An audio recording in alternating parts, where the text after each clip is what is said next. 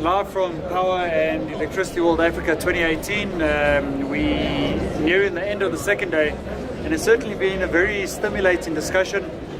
Most importantly, we had a very firm focus on the involvement of youth in Africa's future energy sustainability, and it had a lot to do with the change in mindset to distributed energy, decentralized energy, and the way we integrate the Internet of Things, blockchain, and we effectively materialize a digitized future through the youth.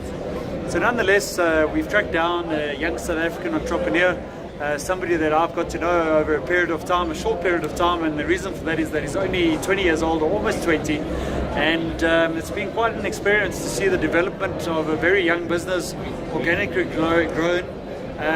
Not excessive funding available, but I think a fair amount of funding to move to the next steps incrementally every 3 to 4 months. And I have the absolute privilege of welcoming Masai Mahapa from AfriRenewable. Thank you. How are you doing, Masai? No, I'm great. How are you, Gareth? Very, very good. Thank you. Thanks for having me on the show. Excellent. Masai, very simply, we're going to get into a bit of detail, right? You're a young South African. Yeah. You've been actively involved in the renewable energy sector now from inception, I think just after leaving school. And it looks like you're making a go of it. Every conference I attend, every time I get involved in some form of socio-economic development project, or possibly have a communication with the municipality, Masai is there. And you seem to be getting around at the speed of light. Share a bit with us. What are you doing? How are you developing? And what do you think the future holds for a young South African like yourself, moving into the digitized age of distributed energy? Okay, yeah. The industry in South Africa is actually quite growing. It's actually still in the infancy stage. As a young company, we're actually doing most of our projects in the distributed generation of electricity. So mainly based on the solar side. We're actually doing solar installations for your mostly residential systems, and we're actually looking forward to actually jumping onto the commercial and industrial side of the industry.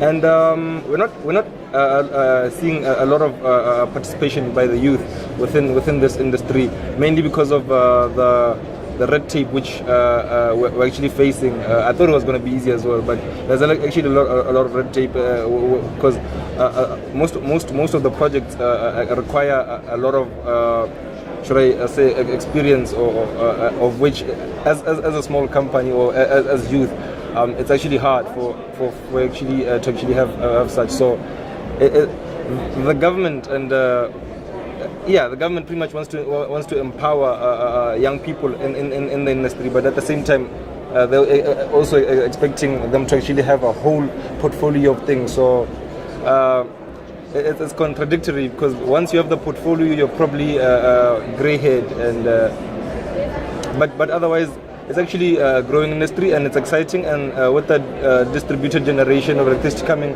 more and more, as we're seeing throughout Africa as a whole, the whole centralized grid business model is actually slowly phasing out. Agreed. So you raised some very interesting points, but I think it must be a very bad position to be in if you have no red tape and you don't have a market. And I think one of the attributes that the energy sector presents to you is that you've got a massive market. You've got 650 million people that suffer from energy poverty, and you've got a number of businesses that are not very well positioned in terms of the energy security. So that obviously just exuberates opportunity for yourself and your young company.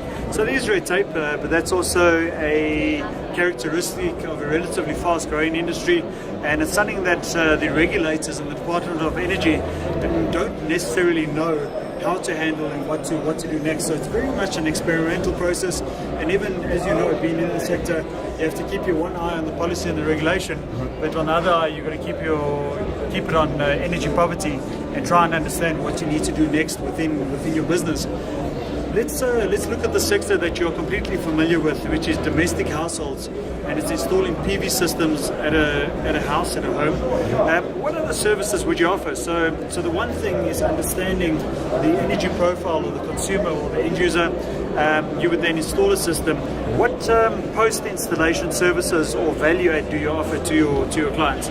Okay, so for that we could actually add value by actually helping the client in terms of monitoring the client's energy use and the system. So if there are any faults in the system, we'll actually be able to actually notice before even the client actually realizes that the system might not be actually producing energy or enough energy for whatever reason. We'll actually be able to actually pick up that problem and actually be able to let the client know, and also we might be able to advise the client on the energy usage and saving on the electricity bill at the end of the day. Very, very good. If you had sufficient funding, do you think you would offer a rental model?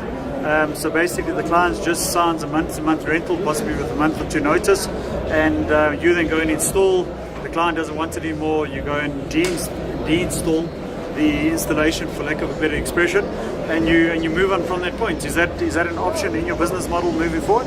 Yes, that's part of our business model, which we're actually looking forward to implementing over the next couple of years in the near future, which is basically the leasing of the equipment, whereby the customer doesn't actually have to face the upfront cost of actually having to install the system.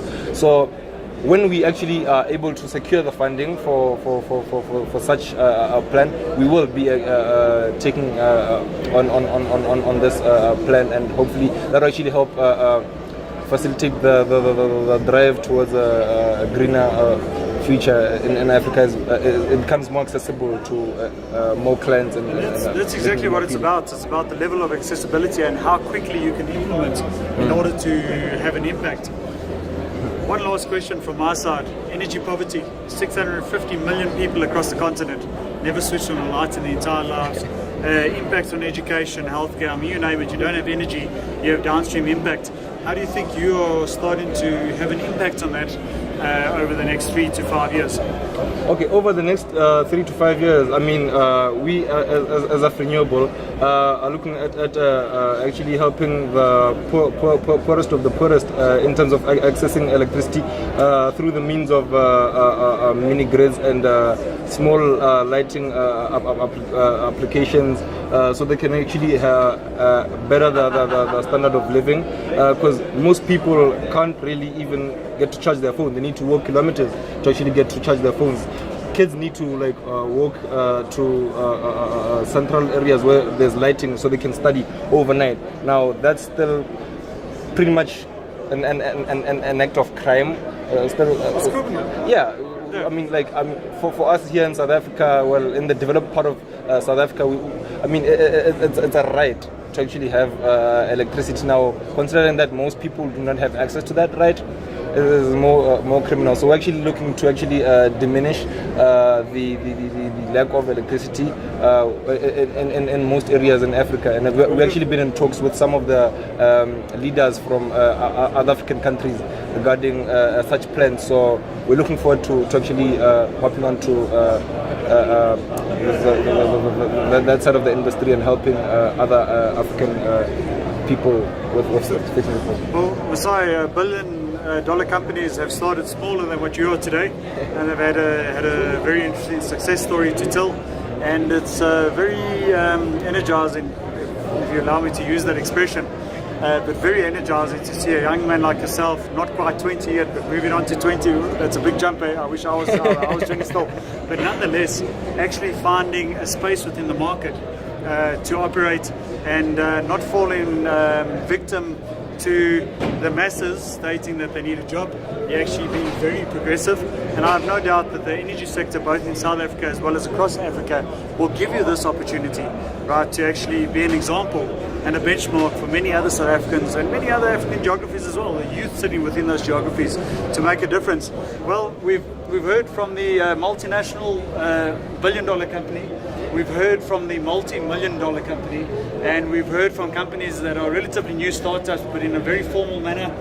We've now had a chat to Masai, who's a formalized registered business, and he's making it for himself as well as the employees and the people that he's providing employment to. But nonetheless, what is most important is the fresh aspect and the fresh approach that is taking place here, which is allowing Masai to take a very open approach to each and every engagement, as well as identify opportunities that you would not necessarily identify if you had your blinkers on.